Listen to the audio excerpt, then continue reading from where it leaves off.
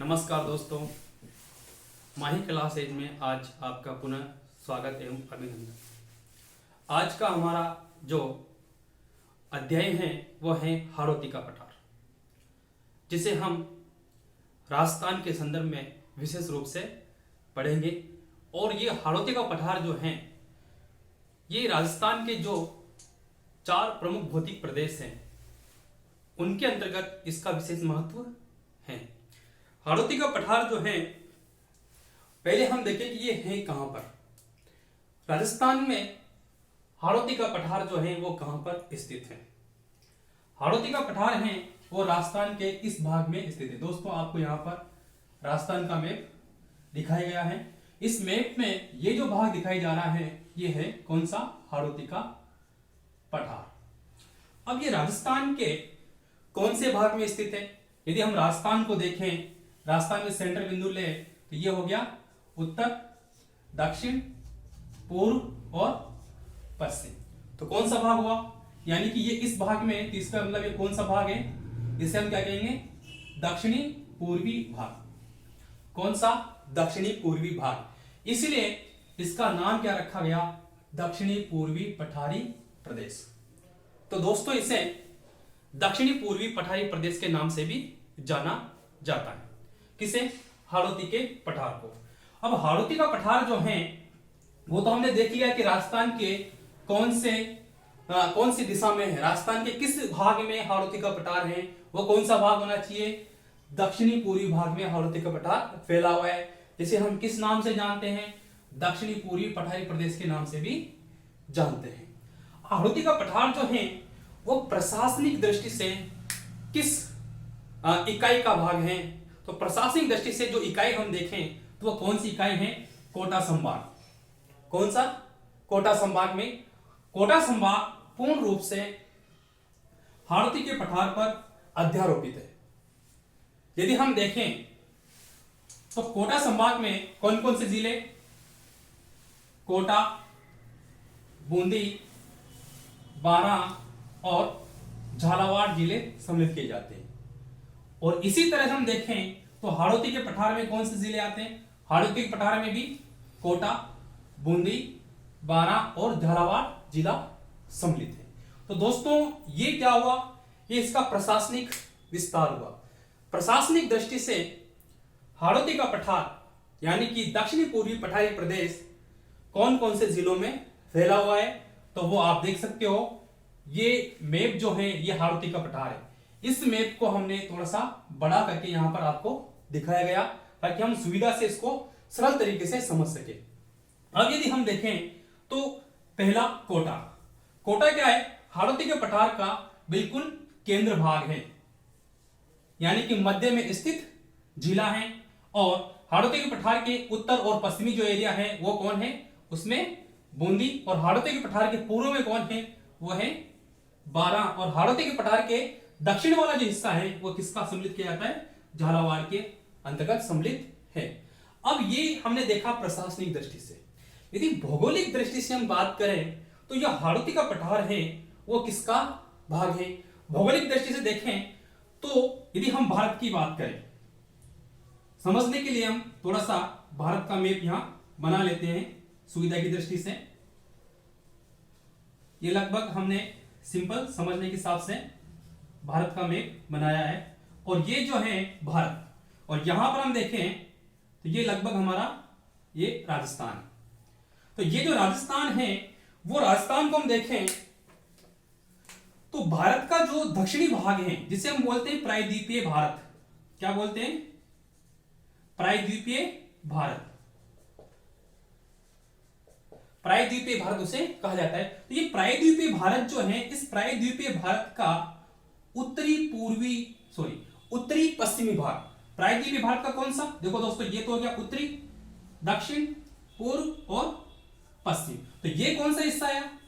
ये कौन सा हिस्सा आएगा? उत्तरी पश्चिमी। तो राजस्थान जो है वो उत्तरी पश्चिमा हिस्सा है।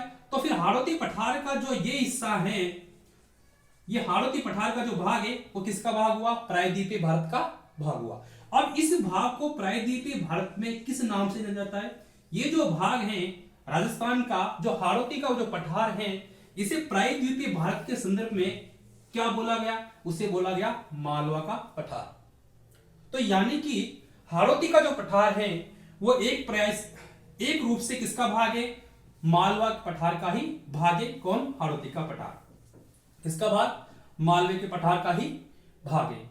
अब जो मालवा का पठार है ये, क्योंकि ये मध्य प्रदेश में भी सम्मिलित है और इसका कुछ हिस्सा राजस्थान में भी सम्मिलित है, तो राजस्थान में जो इसका हिस्सा आता है वो किसके अंदर आता है? मालवा पठार यानी हाड़ौती के पठार के अंतर्गत आता है। डायरेक्ट प्रश्न पूछा जाता है कि राजस्थान का कौन सा भाग मालवा पठार का हिस्सा है, तो डायरेक्ट हमारा आंसर होना चाहिए दक्षिणी पूर्वी पठारी प्रदेश या फिर हाड़ौती का पठार मालवा पठार का हिस्सा है। अब यदि हम देखें कि राजस्थान के कुल क्षेत्रफल का, कि राजस्थान का जो कुल क्षेत्र है कितना? 3,42,239.74 वर्ग किलोमीटर। ये जो राजस्थान का कुल क्षेत्रफल है, इस कुल क्षेत्रफल का कितना हिस्सा हाड़ौती के पठार में आता है? तो कितना आता है? 24,185 किलो वर्ग किलोमीटर। कितना? 24,185 वर्ग किलोमीटर जो भाग है वो किसके अंतर्गत आता है? हाड़ौती के पठार के अंतर्गत आता है। और यदि इसको परसेंटेज के हिसाब से देखें तो लगभग 7%। कितना? 7% यानी 6.49, यानी लगभग कितना? 7% जो हिस्सा है वो किसके? हाड़ौती पठार के रूप में स्थित है राजस्थान का। तो यदि हम देखें तो ये क्षेत्रफल की दृष्टि से क्या हुआ? सबसे छोटा भाग हुआ। पूरे राजस्थान में 4 भौतिक प्रदेश हम देखें, भौगोलिक प्रदेश, उसमें सबसे छोटा कौन सा है? हाड़ौती का पठार है। अब यदि हम देखें यहां पर तो ये अक्षांश देशांतरिक दृष्टि से किस प्रकार है? दोस्तों आपको ध्यान रखना है कि सबसे छोटा है कौन सा भाग आता है? हाड़ौती का पठार। कितना? 7%, लगभग कितना? 7% सबसे छोटा भौतिक प्रदेश है राजस्थान का। जिले कौन कौन से आते हैं? कोटा, बूंदी, बारां, झालावाड़। क्षेत्र किस भौगोलिक दृष्टि से कौन सा है? मालवा का पठार है। और इसमें मुख्य रूप से जो नदी है वो चंबल नदी इसके मध्य से होकर प्रवाहित होती है, यानी कि बूंदी और कोटा की सीमा बनाती हुई चंबल नदी इसमें से प्रवाहित होती है। तो ये हमने इसका सामान्य इंट्रोडक्शन देखा। यदि हम देखें कि हाड़ौती का पठार का ढाल किस तरफ है, ढाल का हम देखें तो दोस्तों नदियां जो होती हैं, नदी हमें ढाल को दर्शाती है। नदी का जो जल है वो किस तरफ बहता है? मंद ढाल की ओर, यानी जिस तरफ ढाल होगा जल उधर बहेगा। तो आप यहां देखो कि जल किधर बह रहा है? जल आप देख सकते हो कि यदि हम इसको बात करें नॉर्थ और साउथ, ईस्ट और वेस्ट, बेसिक रूप से देखा जाए तो इस पूरे जो हाड़ौती का पठार है इसका ढाल किधर है? उत्तर की ओर, एक सामान्य दृष्टिकोण में। लेकिन विशेष रूप से देखा जाए तो ये कौन सा आ जाएगा? ये हिस्सा कौन सा आएगा? North east. कौन सा हिस्सा? उत्तरी पूर्वी भाग। तो हाड़ौती का पठार का ढाल किधर है? उत्तरी पूर्व की तरफ है। यदि उत्तरी पूर्वी ऑप्शन में नहीं है तो फिर ऑप्शन में कौन सा होगा? उत्तर, क्योंकि 4 दिशा दे दी गई। हाड़ौती पठार का ढाल है उत्तर, पूर्व, दक्षिण या पश्चिम, तो आंसर क्या होना चाहिए? उत्तर है। यदि इसमें भी स्पेसिफाई कर दिया उसको कि उत्तर पूर्व दे रखा है तो फिर आपको आंसर उत्तर पूर्व ही लगाना होगा, क्योंकि वो इसका नियरेस्ट आंसर है, उत्तर पूर्व। तो दोस्तों ये ढाल किससे संबंध है? नदी से। नदी कौन सी है? चंबल नदी। तो ये है। इसी के अलावा हम एक थोड़ा सा और देखें, यहां पर है GBF, great boundary fold. Great boundary fold क्या है? एक तरह से दरार है। क्या है? एक तरह से क्या है? दरार है जो 2 भूखंडों के बीच में उपस्थित हो जाती है। 2 भूखंडों के रूप से कैसे? यदि हम देखें कि कोई चट्टानी भाग है, अब यदि इसमें से क्रैक उत्पन्न होने के कारण यह हल्का सा भाग ऊपर नीचे हो जाता है, या किसी भी कंडीशन कैसी भी हो सकती है, दोनों भाग क्या है? हल्के से ऊपर नीचे हो जाते हैं, तो इसके बीच में एक क्रैक दरार उत्पन्न हो जाती है। और ये दरार जो है वो क्या कहलाता है? यहां ब्रंश कहते हैं, हम क्या कहते हैं? ब्रंश। तो ये कौन सा ब्रंश उपस्थित है? Great boundary fold. दोस्तों डायरेक्ट प्रश्न पूछा जाता है कौन से भौतिक प्रदेश में स्थित है ग्रेट बाउंड्री फोल्ड, और यदि स्पेशल देखा जाए तो कहां पर स्थित है? बूंदी में। बूंदी से आगे सवाई माधोपुर की तरफ निकल जाता है, यानी कि पूर्वी मैदानी क्षेत्र की ओर ये निकल जाता है। तो आपको ध्यान रखना है ग्रेट बाउंड्री फोल्ड कहां पर, स्पेशल कहां पर स्थित है, ये बूंदी में स्थित है। अब यदि हम इसको देखें तो इस ग्रेट बाउंड्री फोल्ड के उत्तर में और इसके दक्षिण में क्षेत्र की बात की जाए तो इधर कौन सा भाग आता है, अरावली, और नीचे कौन सा आता है, विंध्यन पर्वत। तो ये दोनों का एक डिवाइडेशन भाग है। तो यानी कि हाड़ौती का पठार जो है वो अरावली श्रृंखला से भी सम्मिलित है और विंध्यन पर्वत श्रृंखलाओं से भी संबंधित है। तो ये हमने इसका बेसिक देखा। अब यदि हम देखें अक्षांश देशांतर विस्तार के आधार पर, तो दोस्तों इसका अक्षांश विस्तार हम देखें तो कहां से कहां तक है, आप देख सकते हो 23 डिग्री 15 3 उत्तरी अक्षांश से कहां तक है, 25 डिग्री 27 उत्तरी अक्षांश के बीच में है। यानी कि लगभग 2 डिग्री विस्तार रखता है। कितना रखता है, 2 डिग्री का विस्तार ये अक्षांशीय विस्तार रखता है। 23, 24 और 25 डायरेक्ट कितना, 23, 24 और 25, मतलब 25 यानी कि लगभग 2 डिग्री का ये विस्तार रख रहा है।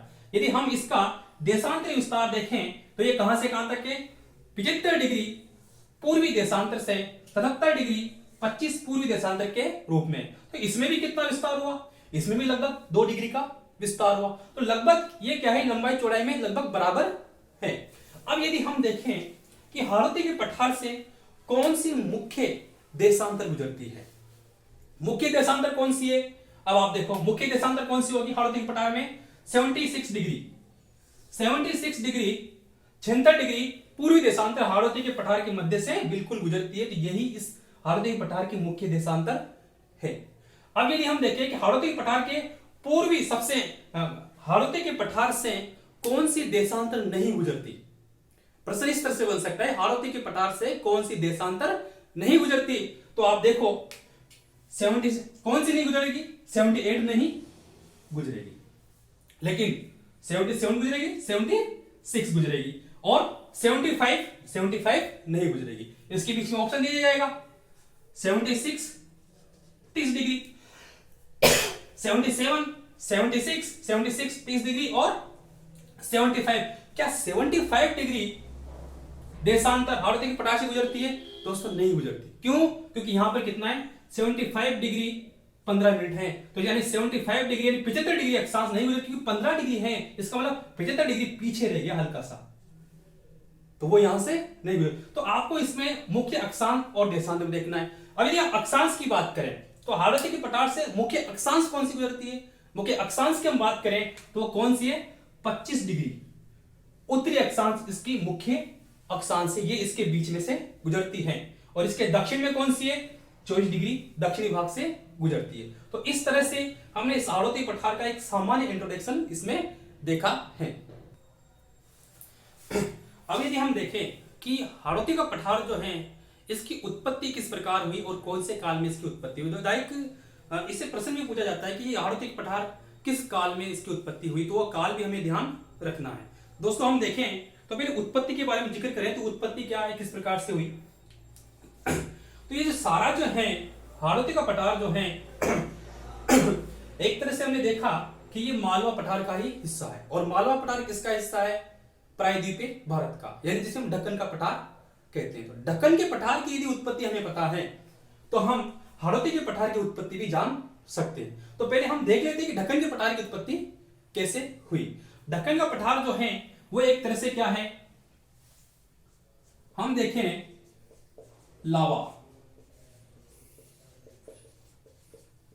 लावा निक्षेपण या लावा के जमाव के कारण निर्मित है। लावा मतलब जब पृथ्वी के आंतरिक भाग से कोई भी गलन पदार्थ जो है, मैग्मा जो होता है पृथ्वी के अंदर जो पिघली हुई चट्टानें होती है उसे हम क्या कहते हैं, मैग्मा कहते हैं। क्या कहते हैं उसे, मैग्मा कहते हैं। किसको, पिघली हुई चट्टानों को। पिघली हुई चट्टानें जब दरार के माध्यम से, किसके माध्यम से, दरार के माध्यम से जब बाहर आती हैं तो वो एक प्लेट के रूप में जमा हो जाती है, उसे हम क्या कहते हैं, ट्रैप क्या कहते हैं उसे, ट्रैप। फिर कुछ समय बीतता गया, फिर नेक्स्ट परत आई, परत दर दोनों तरफ लावा जमा होता जाएगा। इस तरह से परत दर परत जमा होती जाती है और लावा जमा होता जाता है। अंदर तो उसे हम क्या कहते हैं, मैग्मा, बाहर उसे क्या कहते हैं, उसे लावा कहते हैं। लावा के जमा होने से एक कठोर दृढ़ भूखंड का निर्माण होता है जिसे हम कहते हैं पठार। पठार भी कौन सा, महाद्वीप, महाद्वीपीय पठार। तो किससे निर्माण, तो यानी कि जो ढक्कन का ट्रेप है, दक्षिणी भारत जो प्रायद्वीपीय पठार है वो क्या है, एक तरह से महाद्वीपीय पठार है। उत्पत्ति कैसे हुई, दरारी उद्भेदन के कारण। किससे हुई, लावा के ठंडे होकर जमने से। तो इस तरह से क्या बना, दक्षिणी का प्रायद्वीपीय पठार बना। दक्षिणी प्रायद्वीपीय पठार का हिस्सा कौन है, हाड़ौती का पठार है। तो इसका मतलब हाड़ौती का पठार का निर्माण किससे हुआ, लावा के उद्भेदन से। उद्भेदन होने के बाद ठंडे होने के कारण कालांतर में वो किस में बदल गया, एक कठोर चट्टान में बदल गया, और वही क्या बन गया, हमारे लिए लावा निर्मित पठार बन गया। अभी अब हम देखें कि ये कौन से काल में ऐसी घटना घटित हुई जिसका कारण हाड़ौती का पठार जो है वो निर्मित हुआ। तो वो घटना कौन से काल में हुई उसे हम देख लेते हैं, वो है मध्यजीवी काल। कौन सा, मध्यजीवी महाकल्प। कौन सा कल्प, मध्यजीवी महाकल्प, या इंग्लिश में हम क्या कहते हैं उसे, मेसोजोइक। क्या कहते हैं, मेसोजोइक, मेसोजोइक उसे इंग्लिश में कहते हैं। तो हाड़ौती के पठार की उत्पत्ति कब हुई, मेसोजोइक कल्प में, यानी मध्यजीवी महाकाल में हिंदी में। यदि हम देखें कि मेसोजोइक जो है, मेसोजोइक में कब हुई, देखो इसमें हम देखें तो मेसोजोइक में भी 3 काल आते हैं। मेसोजोइक में कौन से काल आएंगे, 3 काल। काल कौन कौन से, इसमें पहला आएगा ट्रियासिक, ट्रियासिक, ट्रियासिक, जुरेसिक और क्रेटेशियस। कौन सा, जुरेसिक, और कौन सा, क्रेटेशियस।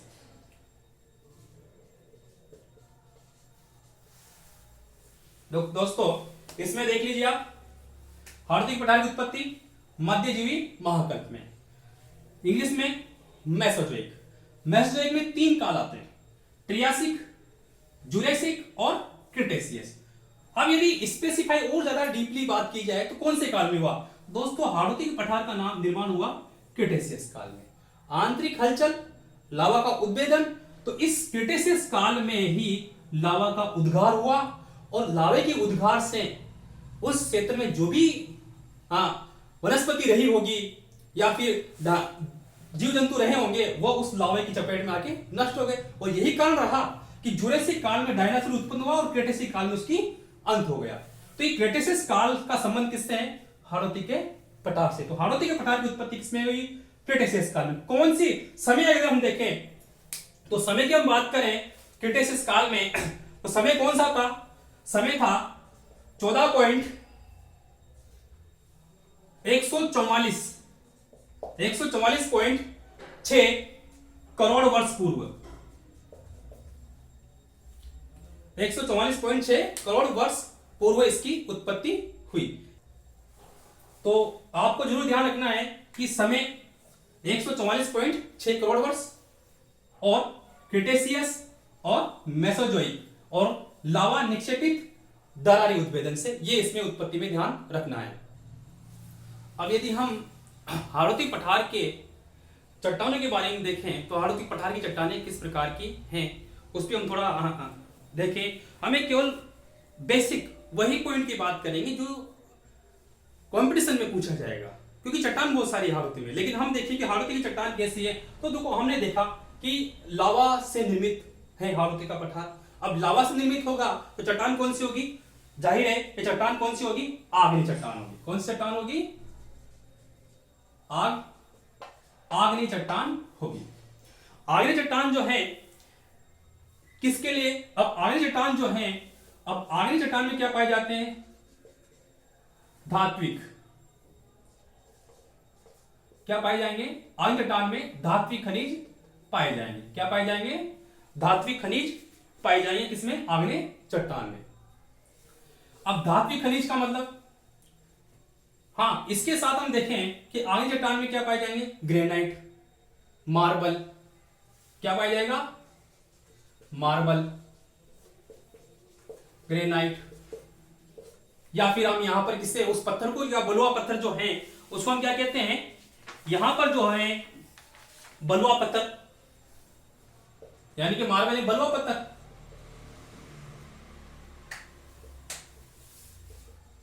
बलुआ पत्थर जिसे हम क्या बोलते हैं?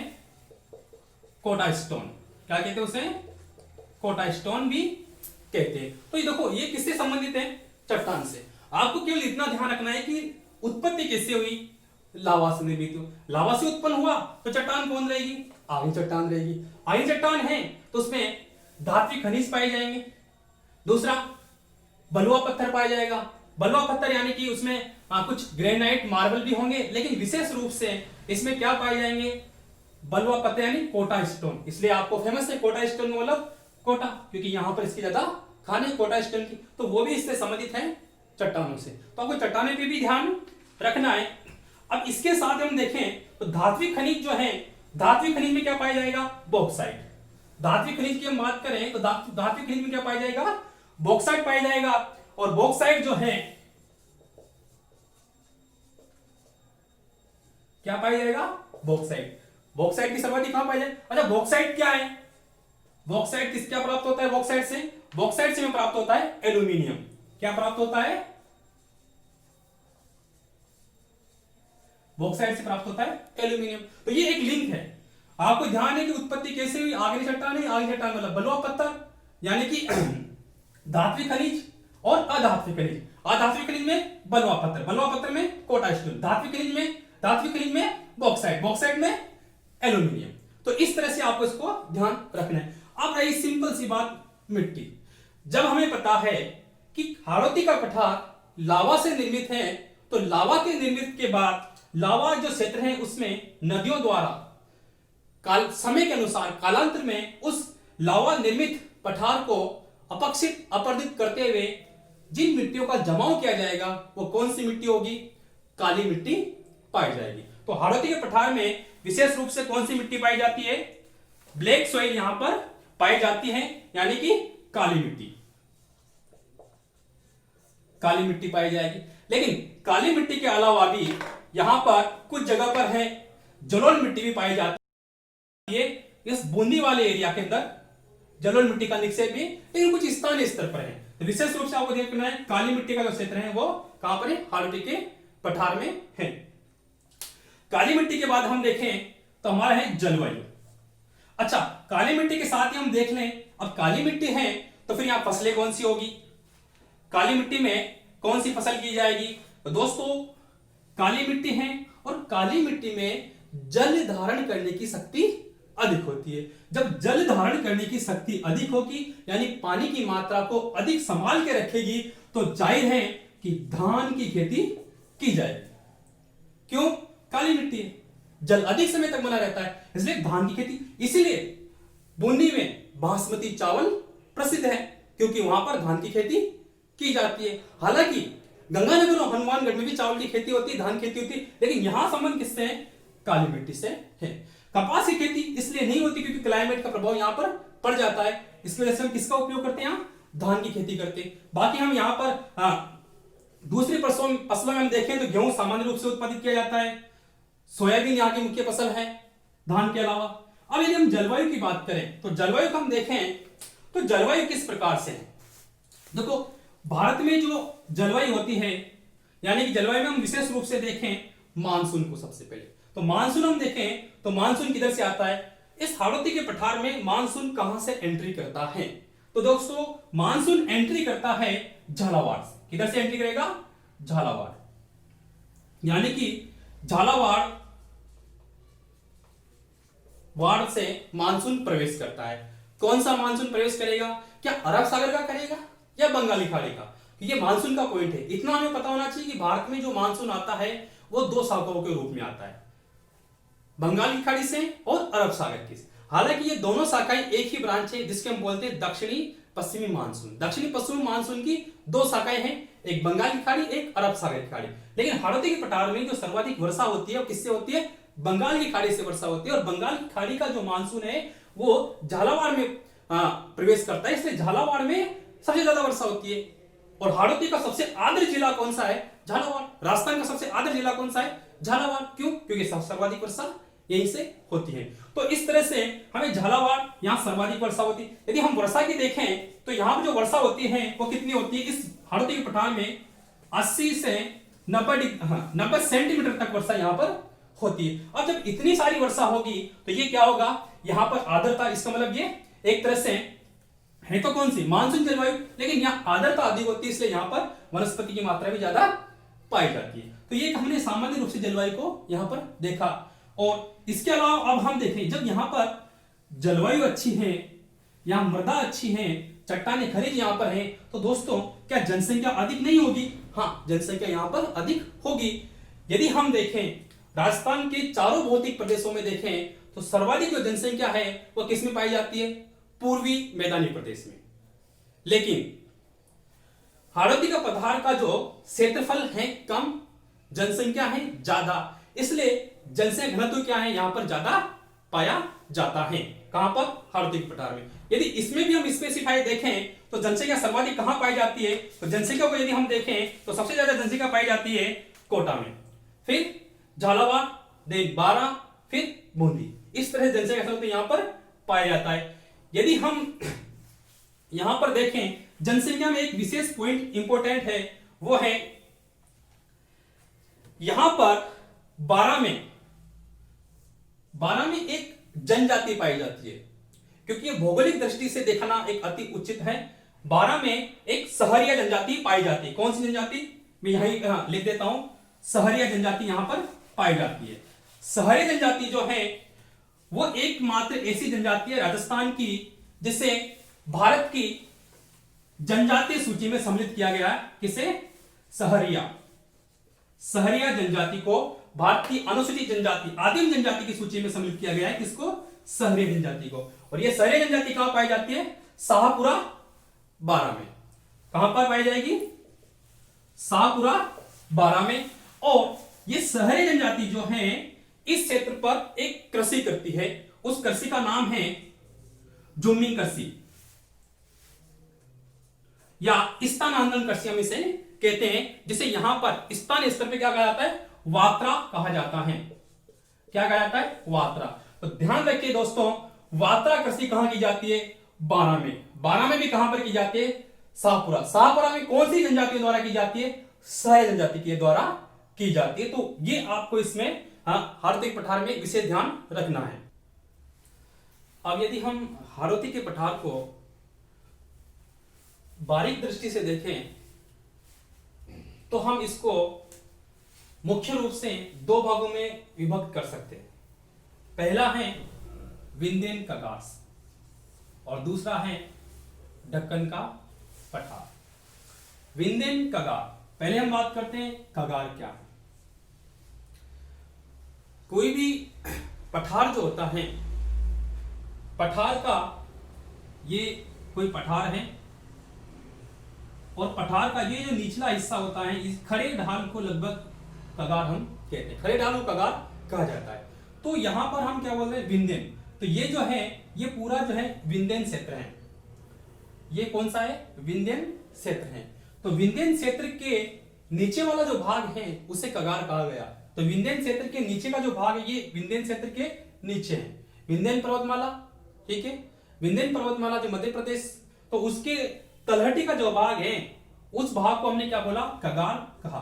तो ये जो ऊपर वाला हिस्सा है बूंदी, कोटा और बारां, ये किसमें आता है? विंध्यन कगार के अंतर्गत आता है।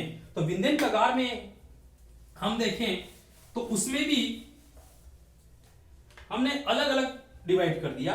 विंध्यन कगार में हम देखें तो पहला है अर्धचंद्राकार पर्वत श्रेणियां, दूसरा नदी निर्मित मैदान और तीसरा है शाहबाद उच्च भूमि। ये इसके उपभाग हो गए। अब यदि हम दक्कन का पठार, तो दक्कन का पठार जो है वो ये है झालावाड़, झालावाड़ जो है वो दक्कन के पठार के अंतर्गत सम्मिलित हैं? क्या बूंदी दक्कन के पठार के अंतर्गत सम्मिलित है? क्या बारां दक्कन के पठार के अंतर्गत सम्मिलित थे? क्या कोटा सम्मिलित है? नहीं। पूर्ण रूप से झालावाड़ जो है वह किसके अंतर्गत सम्मिलित किया जाता है? दक्कन के पठार के अंतर्गत सम्मिलित किया जाता है। लेकिन इस दक्कन के पठार में भी दो विविधताएं पाई जाती है। एक तो झालावाड़ जो है वो पूरा पठारी एरिया है, तो उसको हमने क्या बोल दिया? झालावाड़ का पठार। लेकिन इस पठार भाग में कुछ उच्च भूमि पाई जाती है। उच्च भूमि, उसको हमने क्या नाम दिया? गंगधर उच्च भूमि प्रदेश हमने बोल दिया। यह है गंगधर उच्च भूमि। और ये कौन सा है? ये पूरा जो है वो है झालावाड़ का पठार। नदी अर्धचंद्राकार पहाड़ियां, दोस्तों ये अर्धचंद्राकार पहाड़ियां पूरे पठार में फैली हुई हैं। तो अर्धचंद्राकार की पहाड़ियों को हम देखें तो इनको भी हमने अलग अलग भागों में डिवाइड कर सकते हैं। अर्धचंद्राकार की पहाड़ियों को हम देखें तो पहली तो आती है बूंदी की पहाड़ियां। कौन सी? बूंदी की पहाड़ियां। दोस्तों ये है बूंदी की पहाड़ियां।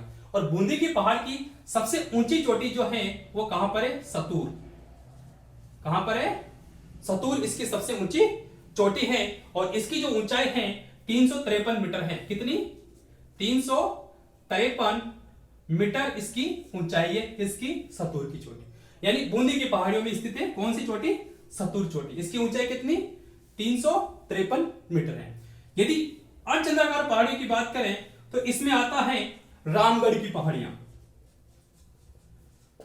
रामगढ़ की पहाड़ियां, रामगढ़ की पहाड़ियां जो कुछ बूंदी, कोटा और बारां में ये लगभग फैली हुई है रामगढ़ की पहाड़ियां।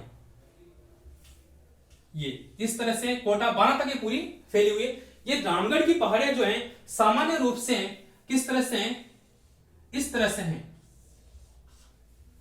ये क्या है? जिस तरह से घोड़े की नाल, घोड़े की नाल के समान है ये पहाड़ियां, इसलिए इसे हम क्या कहते हैं? हॉर्स शू भी इसे कहा जाता है। यानी कि घोड़े की नाल के समान पहाड़ी। कौन सी? रामगढ़ की पहाड़ियां। किसके समान है? घोड़े की नाल।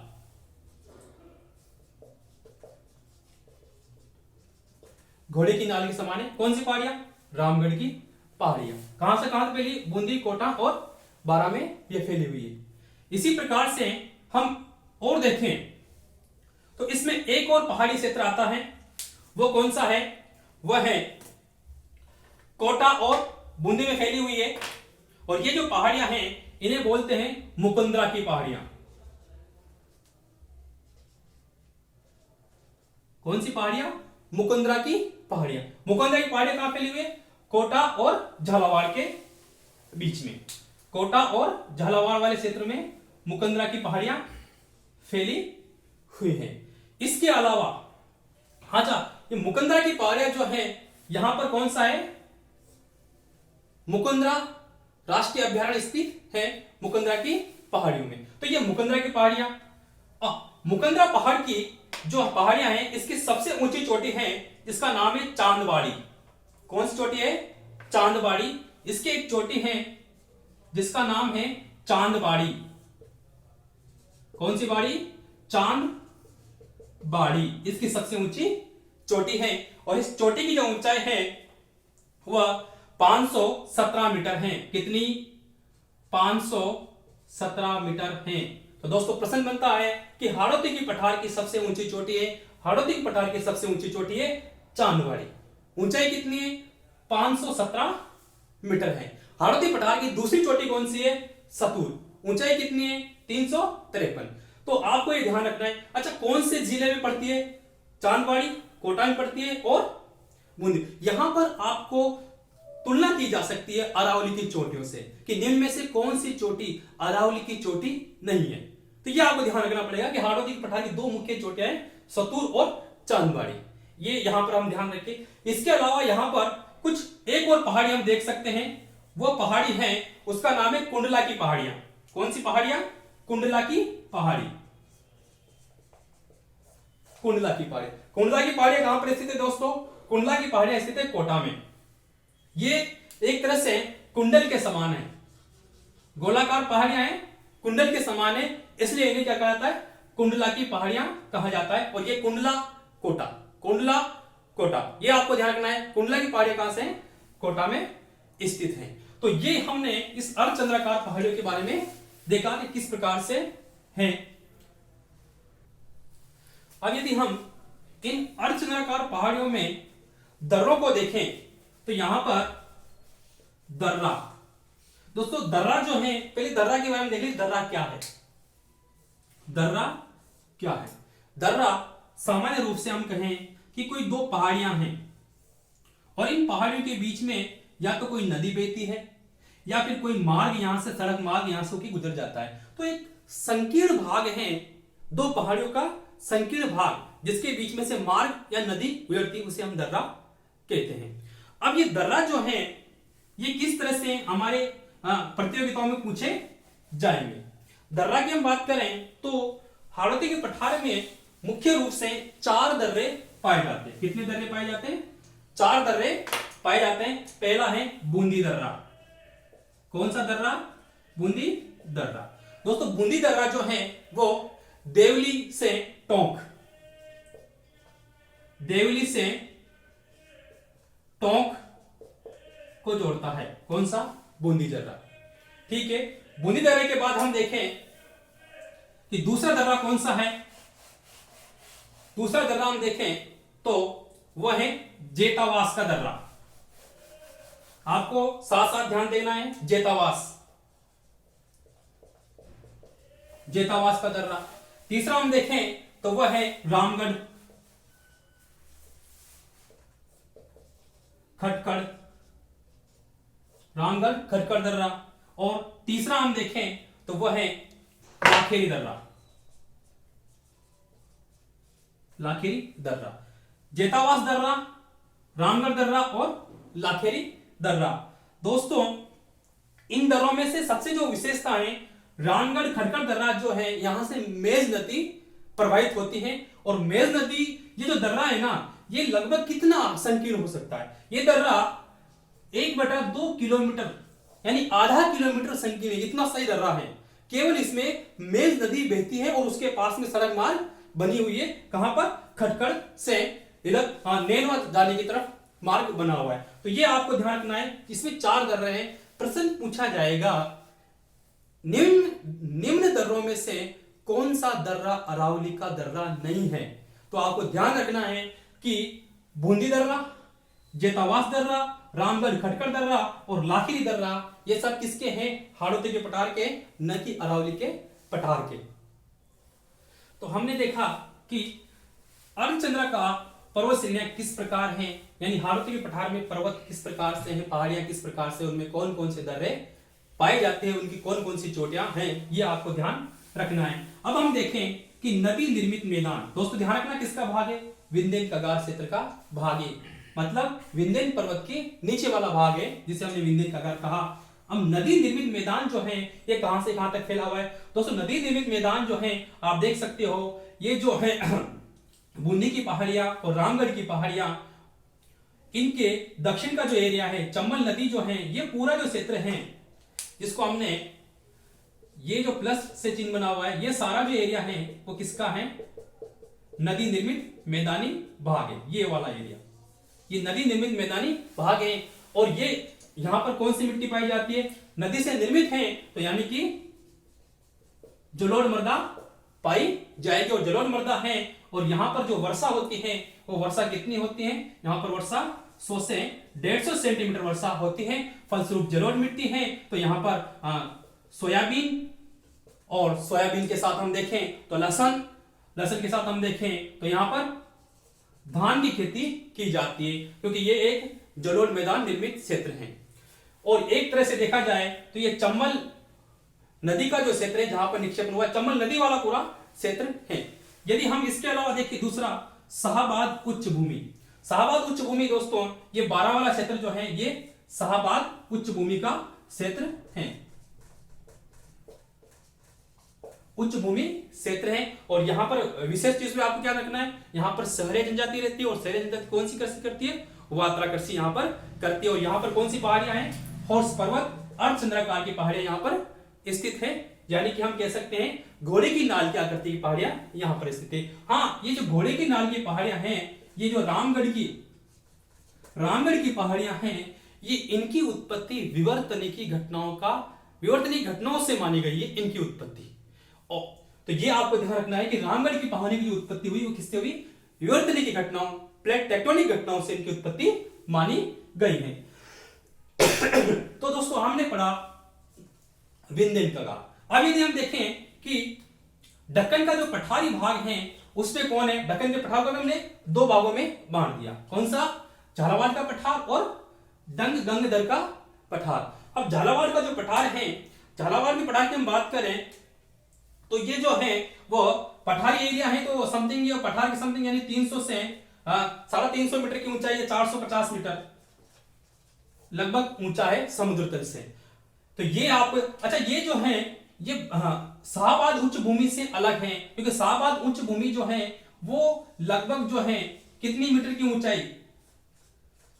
300 मीटर ऊंचाई की समोच्च रेखाओं से घिरी हुई है। समोच्च रेखाओं से घिरा हुआ है शाहबाद वाला। समोच्च रेखा मतलब समान ऊंचाई वाले स्थानों को मिलाकर खींची गई काल्पनिक वर्त जो है, काल्पनिक रेखा जो है, उसे हम क्या कहते हैं? समोच्च रेखाएं कहते हैं। तो दोस्तों ये जो 12 यानी शाहबाद का उच्च भूमि और 300 मीटर समोच्च रेखाओं से घिरा हुआ है, और ये जो है झालावाड़ जो है वो लगभग 300 से 450 मीटर की ऊंचाई वाला क्षेत्र है। तो ये भी एक तरह से पूर्ण रूप से पठारी क्षेत्र है। यदि हम इसमें देखें तो इस झालावाड़ के पठार में भी मनोहर नाथ की पहाड़ियां और बाकनी की पहाड़ियां, इसके अलावा अकलेश की पहाड़ियां, यानी कि एक तो कौन कौन सी इसमें बाकनी की पहाड़ियां और मनोहर